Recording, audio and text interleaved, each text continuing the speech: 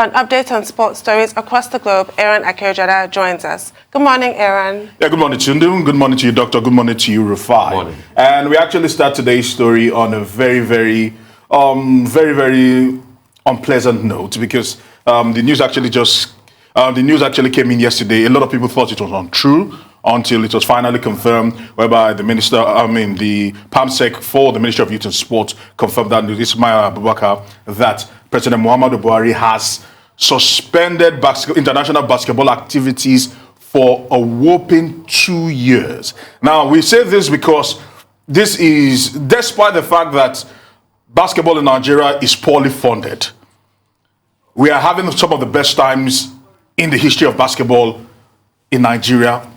When you look at how well the D-Tigers or the D-Tigers have been doing, when you look at their rankings in the global stage, this should not be happening. The D-Tigers should have been thinking of how to play at the World Cup in September and not be thinking about the fact that not only have they will not be paid salaries right now, they've literally disbanded that particular team and they've told them not to compete at that particular World Cup. For the male team that has done so well, of course, they won the 2015 AfroBasket, just literally trashing Angola. A lot of things will go wrong if this particular decision is not rescinded.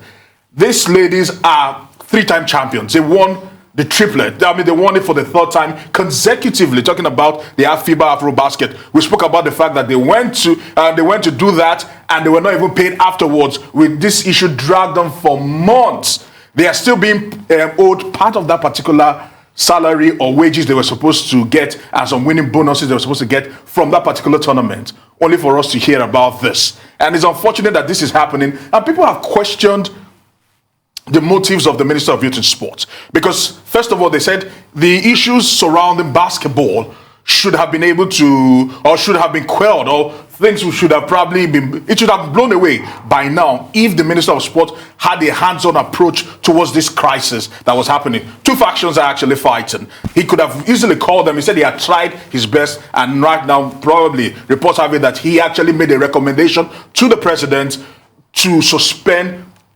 Nigeria international basketball activities in Nigeria. This is rather unfortunate. This is coming on the back of the fact that, of course, reports actually had it that the Minister of Youth and Sport was trying to run for office. They were not sure whether it was the Senate or for the governor in Oyo State. We know that it's from the Ogbomoso local government area in Oyo State, and that he paid 50 million naira. Of course, there are a lot of people that deny that particular report, but of course he came out to say that he wants to finish his tenure shortly after President Muhammadu Buhari pulled that mile marker on the ground. This is really unfortunate. A lot of people have questioned this. They now have to go back to issues like Gernot Rohr. Rufai, you've spoken about this. He insisted that the man be fired, that Nigeria deserves a better coach, and the Nigeria Football Federation against better advices had to do what the Minister of Youth and Sport has actually done. And as we speak, we should have gotten a coach, but the ministry is still insisting that 1, 2, 3 things need to be put in place before Nigeria gets a Super Eagles coach. And we could go on and on and on and on. This seems to be the final straw that will break the camel's back, because a team that is doing so well on the continent and are 14th in the latest FIBA ranking globally should not be subjected to this. And I'm sure FIBA in the coming days will actually react to this, because there are talks about government interference and what the FIBA statute states about government actually interfering. During Goodluck Jonathan's time, when he was not happy with the way things were conducted in football, he also tried to ban them. But I think he got some advice that you need to actually pull the plug on this particular action. And he did, because if he had done that, probably right now, football in Nigeria would have been comatose. It's unfortunate that this is happening. It's unfortunate that we are where we are. We should be going forward. First of all, the ministry is literally limping. What this minister has almost done is to bring to bring sports in Nigeria to his knees. So, but why is it that it's during this minister all the crisis happening? We've never spoken about Tokyo 2020. The Tokyo 2020 kit issue. Yes. When Nigerian athletes had to be washing their own kits with their hands. We had kits stored in a warehouse. Why In people Japan? didn't- in Japan, why people didn't have Yeah. kids. You know, now it's basketball. He seemed not to be able to bring resolution to it. At some point, it was the Athletic Federation of Nigeria, parallel factions as regards that. It was the dismal performance of the Super Eagles. Why is that all this catastrophe happened during this minister? Why is...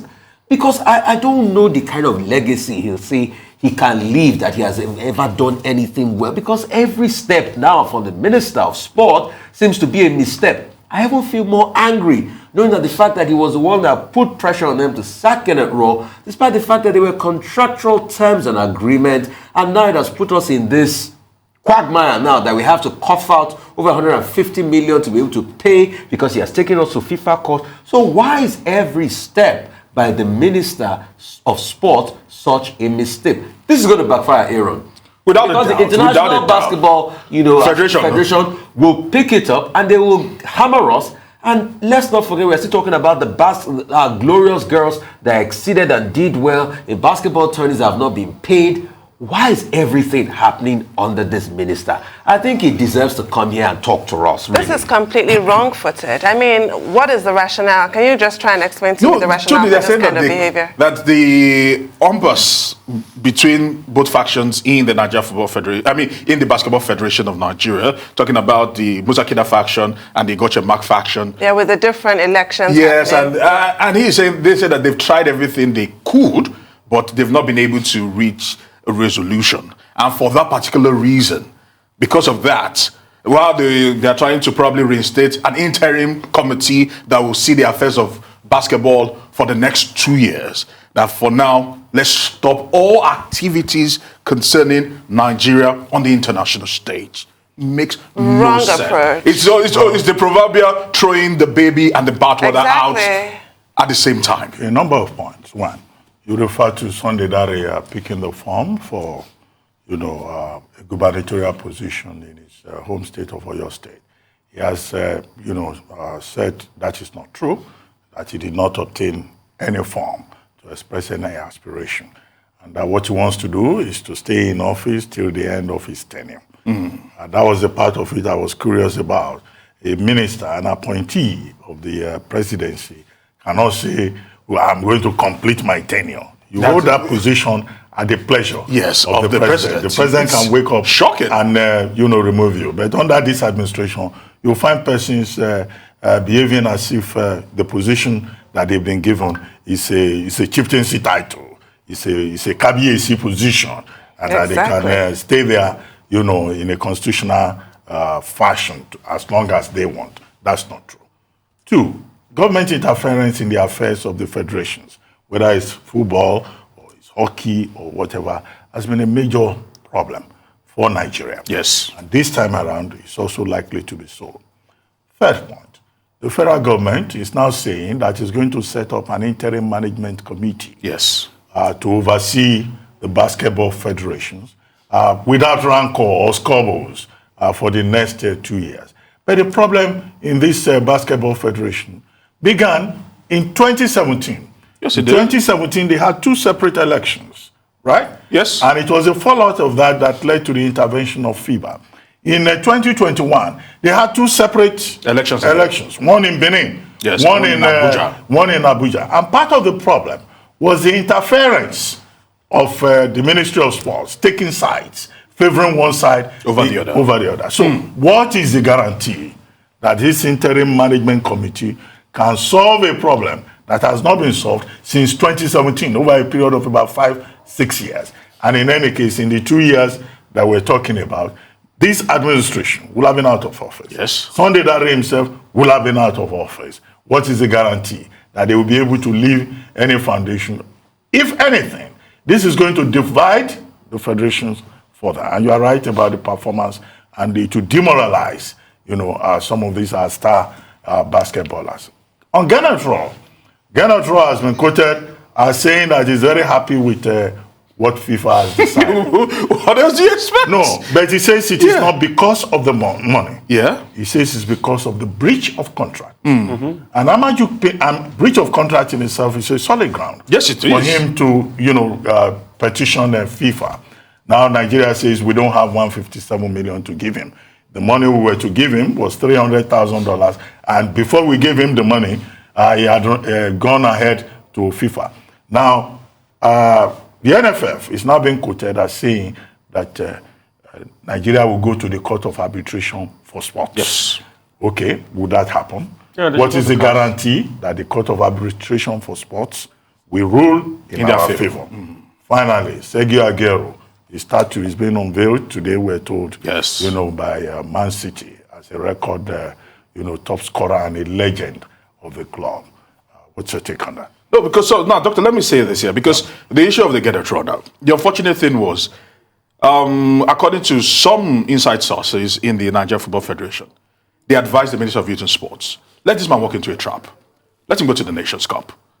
If he performs woefully, because what predicated that particular action of him being fired was the fact that we had a qualifier here in Lagos where the Super Eagles were woeful. I must actually tell you, the fans booed the Super Eagles almost from start to finish. They said, let him walk into a trap, and they will be able to activate the non-performance of Genetro in his contract. But the minister said he needed the man to go. And they pushed for it. And right now, we're all facing the brunt of whatever happened, because the roller coaster that actually happened with Jose Pizarro in the mix and the rest of them is rather unfortunate. We are where we are. We are hoping that some sort of miracle will happen that will be able to harmonize sports. But right now, sports is literally bleeding. And it's unfortunate that where we are, and the people that suffer the most, like you said, administrators will come and go. But the major actors, the athletes, it's really unfortunate. Thank you very much. Really unfortunate. Akere Jola.